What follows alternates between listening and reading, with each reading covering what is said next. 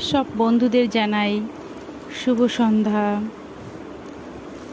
আজকে তো জন্মাষ্টমী, মানে শ্রীকৃষ্ণের জন্মতিথি। বলো তো, শ্রীকৃষ্ণ নামটা কে রেখেছিলেন? শ্রীকৃষ্ণের তো 108টা নাম, তাহলে শ্রীকৃষ্ণ নামটা কে রেখেছিলেন? বলো বলো, বলতে পারবে? যদি বলতে পারো তাহলে কমেন্ট বক্সে কমেন্ট করে জানিও। আমার আরাধ্য হয়েছে জগন্নাথ। আমি জগন্নাথ ভোজি, তাই জগন্নাথ সম্বন্ধে সব বলতে পারবো। তোমরাও বলো দেখি